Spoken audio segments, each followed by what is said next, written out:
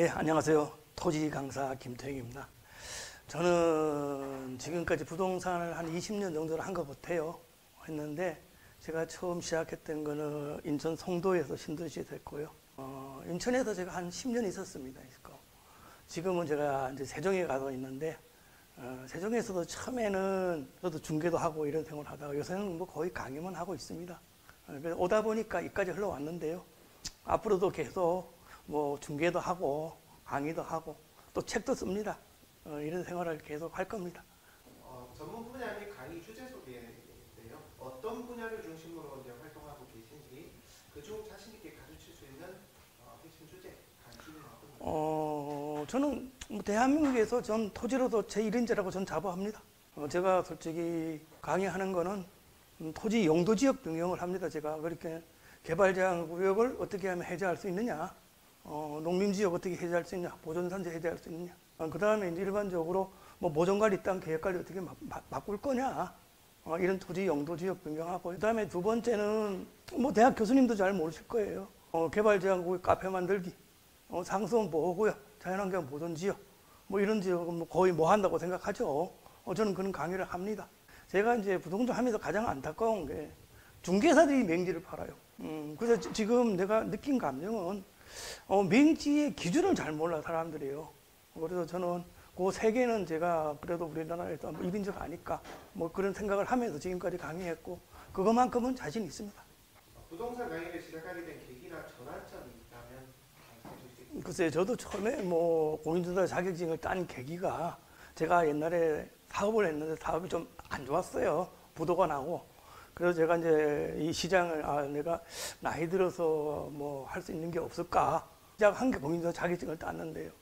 따고 나서 중개를 했는데 해보니까 적성이 제하고는 좀 안 맞더라고요, 자꾸. 그래서 저는 그때부터 개발적으로 좀 이렇게 자꾸 나가게 됐어요.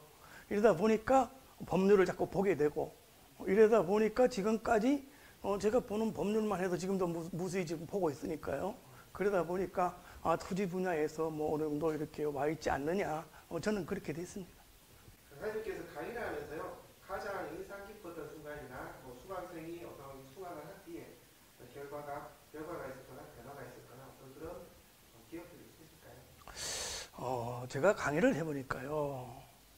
제가 이제 강의를 하는 수강생 중에 국회의원도 있었고요. 은행장님도 있었고요. 하여튼 사회 저명인사들이 다 있었습니다. 근데 그분들한테 강의를 하면서 느끼는 게, 돈 되는 강의를 하면 그분들이 항상 눈이 초롱초롱했어요. 그리고 와서 또 물어요. 이게 진짜 가능하냐고. 그래서 저도 앞으로도 강의를 하지만 이론 위주보다는 현장에 있는 실전 강의. 그리고 저는 항상 어떤 강의를 해도 사례를 얘기합니다. 그렇게 사례 없는 강의는 아예 안 합니다, 저는. 그래서 항상 저도 지금도 현장을 다닙니다. 현장을 다니고. 제가 좀 이렇게 강의를 하면서 좀 안타까운 거는 투자하시는 분들이 너무 현장을 모르고 법을 모르니까 저는 맹지를 사서 보시는 분들을 많이 봤습니다, 솔직히. 그리고 물어요, 그걸 또. 근데 그걸 또 사게끔 해준 분들이 부동산에 종사하시는 분들이 있어요. 그래서 저는 안타까운 게 내가 현장에 있다 보니까 그런 것들이 너무 안타깝고 지금도 머리에 그분들이 어떻게 했으면 좋을까를 항상 저한테 상담을 했으니까 그게 좀 안타깝습니다. 아까 질문하고 좀 중첩되긴 하는데요. 우리 강사님 강의는 나는 이런 점이 확실히 다르다 라고 말할 수 있는 참여죠. 네, 좀 뭐 솔직히 저 안 해본 건 없습니다. 토지 시장에서. 제가 처음에 저도 공인중개사였으니까 한 푼을 벌어보겠다고 생각해서 부동산을 달게 들었는데 이게 종잣돈이 없는 거예요, 나도. 중개만 해서는 뭐 이게 해보니까 이게 돈이 잘 안 생겨요. 그래서 이렇게 주변에 이제 친구들하고 대화를 하다 보니까 어떤 친구가 내가 이제 그 사례를 보게 됐는데 내 돈 한 푼 없이 5억을 벌더라고. 근데 이게 중개사였는데 이 친구가 뭘 잘했는가 하면 그때가 토지 분할을 했는데요. 이 토지 한 600평을 가지고 외도자가 600평에 만약에 뭐 60만 원이면 3억 6천 아닙니까? 그럼 팔아달라고 왔는데 이거를 분할을 해가지고 두 필지는 친구들한테 팔고 한 필지는 자기가 소유권 이전 등기를 해버리더라고. 그러니까 이 친구가 그게 나중에 종잣돈이 됐는데 거기가 또 세종시예요. 근데 이게 가격이 올라가니까 나중에 한 5월 한 방에 벌어보더라고. 그래서 제가 느낀 거예요.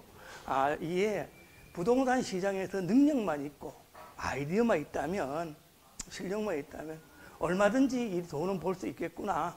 그래서 저는 지금도 이제 그 시에 가면 이제 그 우리 용도 지역 변경을 하게 되면 그 5년마다 거의 도시관리 계획이 나옵니다. 그 다시 도시관리 계획을 이렇게 쳐다보면서 그 사례를 계속 찾는데, 그러다 보니까 지금도 저는 어느 지역 땅이 샀는데 어떤 친구가 이게 옛날에 농지인데 농림지역이 해제가 돼가지고 뭐 한 30억도 벌고 막 이런 것들을 제가 눈으로 많이 봤습니다, 저는. 그래서 저는 그런 사례들을 강의를 하면 많은 분들한테 이런 얘기를 하고 싶어요. 딱 한 가지라도 진짜 내가 진짜 돈을 벌 수 있는 사례 하나는 꼭 배워라. 그러면 평생은 먹고 산다. 저는 그런 얘기는 꼭 해드리고 싶습니다. 강사님께서 온라인 강의나 유튜브, SNS 등에서 교육 콘텐츠를 혹시 운영해 보신 경험이 있는지 궁금하고요.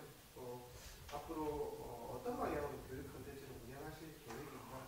네이버가 탄생하면서 저도 뭐 블로그, 카페, 뭐 유튜브 다 해봤습니다. 해보는 건. 옛날에 카페 만들었는데 카페가 내가 인천에 있을 적에는 회원이 한 5만 명도 됐었습니다.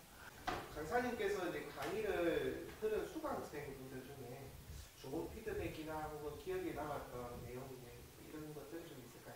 제가 세종시에 처음에 세종시 개발되면서 저도 이제 세종시에 제가 맨땅에 헤딩을 해가서 내려갔습니다. 그 당시에 강남에 계신 분이 이제 한 분이 오셨어. 그분이 이제 돈이 그때 여유가 있는 분인데 토지를 그때 한 800평을 샀습니다. 그때 한 200만 원, 그러니까 16억 정도 됐었죠. 근데 지금 저게 올라와서 한 600만 원 갑니다. 48억이죠. 그러니까 16억을 투자해서 48억을 벌었으니까, 48억이 됐으니까. 수강하신 예. 이게 이제 저도 이제 느끼는 겁니다만은 우리가 노력만 조금 하고 공부만 해가지고 그 분야에 어느 정도만 된다 그러면 충분히 가능한 얘기입니다. 그러니까 우리가 솔직히 저도 부동산을 하지만 뭐라 그럴까 공부를 너무 안 하셔요.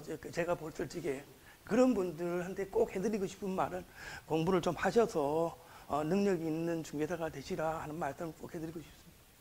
원데이 클래스 강의 이후에 앞으로 어떤 방향으로 강의나 콘텐츠를 좀 확장하실 계획이신가요? 일단은 뭐 어떻게 됐든 간에 만약에 정착이 된다면 단독 강의를 하나를 만들고 싶습니다. 근데 저도 세종에서 하는데 저는 이론을 하고 실전을 나눠서 합니다. 그 다음에 그게 또 정착이 된다 그러면 우리나라 최초로 토지 용도 지역 변경 사무소를 하나 만들고 싶습니다. 저는 꿈이 됩니다. 본인을 한마디로 표현한다면 본인은 어떤 강사님? 글쎄요, 뭐 그거는 수강생들이 평가를 해줘야 되겠죠. 그렇지만 수강생들이 그래도 저 김태용 강사 강의 들으면 그래도 나한테 나중에 삶에 인생에 많은 도움이 되는 강의였다. 이름 석자는 좀 꼭 남기고 싶은 그런 강의는 하고 싶습니다. 강사님, 혹시 실패 사례나 잘못됐던 사례 경험 혹시? 제가 처음에 이제 토지 시장에 있으면서 중개 사고가 한 번 난 적이 있습니다. 네. 제가 이제 세종에서 부동산을 하면서 창기에 2013년, 15년 경에는 솔직히 전국에서 사람들이 막 밀려들어왔습니다. 근데 그 중에 한 친구가 왔는데 이 친구가 BMW 외제차를 끌고 왔어요. 왔는데 이 친구가 사무실에서 너무 잘합니다. 조금 뭐라 그럴까요? 신뢰성을 가게끔 행동을 합니다. 사람을 믿게끔 그 친구가 만들어요. 네. 그런데 그래서 그 친구를 많이 믿었죠. 그렇게는 물건 보러 가면 자기 차로 이렇게 다니면서 뭐 설명도 좀 하고 이렇게 사람을 믿었어요. 그래서 어떤 땅을 거래를 하게 됐어요. 그 친구 땅을요. 거래를 하게 됐는데 그 친구가 땅을 대고 내가 매수를 돼서 이제 거래를 해서 계약을 했습니다. 매도인분이? 네, 매도인분인데. 근데 잔금 때 이게 이 땅 소유주가 자기 와이프하고 된 거예요. 네. 그러면 잔금 때 와갔는데 잔금이 이제 잔금 날짜가 돼서 잔금을 치러 서로 모였어요. 근데 자기 와이프 명의로 돼 있는데 매도인 인감증명을 가져와야 될 거 아니에요. 네. 그죠? 잔금 때. 네. 이 친구가 그걸 안 가져온 거예요. 네. 매도인 인감증명을 안 가져왔어요. 자기 와이프 거. 근데 나는 이 친구를 그 전부터 이제 자주 와서 우리 사무실에 뭐 있으니 신뢰를 하고 있었고. 근데 이게 매수인 따로 있고 매도인은 왔는데 매도인 인감증명은 근데 또 매수인은 또 법무사를 데리고 왔어요. 그래서 거기서 대화를 하다 보니까 매도인 인감증명을 안 가져왔다고 얘기하니까 이 법무사가 그뭐 지금 와이프가 어디 있느냐 가르쳐 줘라. 네. 그러면 자기가 거기까지 가겠다는 거예요. 그 인감증명 받으러. 근데 나는 솔직히 사무실에서 이 중개가 돈이 왔다 갔다 해야 될 거 아니에요. 근데 거기서 자꾸 또 이 매도인은 돈을 달라고 그러는 거야. 그 다음에 매수인은 받으러 간다고 그러고. 그래서 돈이 거기서 왔다 갔다 해버렸어요. 건너갔습니다. 그리고 이제 법무사가 매도인 인감증명을 받으러 간 거예요. 가서 전화가 왔어요. 없다는 거예요. 없다는 게 뭐? 사람이 없습니다. 사람이 이게 얘가 거짓말 친 거야. 자기 와이프가 거기 기다리고 있다. 그렇게 하고 그러니까 돈은 왔다 갔다 했고 그쪽에 법무사가 전화가 나한테 들어옵니다. 사람이 없습니다. 그럼 나는 어떻게 돼요? 머리가 이게 갑자기 백지가 되더라고. 네. 그때 금액이 한 3억 정도 됐었습니다. 근데 이 친구한테 내가 전화를 했어요. 그랬더니 이 친구가 전화를 받자마자 작업을 원래 와서 한 거야. 이게 원래 처음부터 그 생각을 했었습니다, 얘가. 근데 나는 그걸 낌새를 몰랐죠. 나도 솔직히 설마 뭐 그럴까. 이 친구가 고속도로에 자기 놀러 간다는 거예요, 그냥. 그거 난 모른다. 거기서 발뺌을 하는 거예요. 그럼 방법이 없지 않습니까? 근데 이게 중개사고지면 이 친구가 법무사를 안 될 것 같으면 되는데 이 법무사를 자기가 낼 것 같잖아, 또 이게. 그게 중개사하고 법무사하고 같이 나버린 거잖아요, 이게 지금. 그래서 이 방법이 없지 않습니까? 그래서 이 친구 땅을 갖고 있는 걸 내가 다 알아요. 가압류를 다 지켜버렸어요. 나머지 땅을 가압류 다 지켜. 근데 어차피 자기 또 못 팔잖아요. 못 팔아. 그래서 나중에는 결국은 친구가 해결은 했습니다. 해결은 일단은 그 사시는 분 있지 않습니까? 땅을 살라 그래도 돈을 준 양반. 그분이 그 가압류를 다 했고요. 그래서 나중에 그게 잘 끝났습니다. 마무리는. 근데 그렇지만 내 가슴 속엔 그게 너무 많이 이게 남아가지고 그때부터 느낀 게 뭘 느끼냐 하면 사람을 안 믿습니다.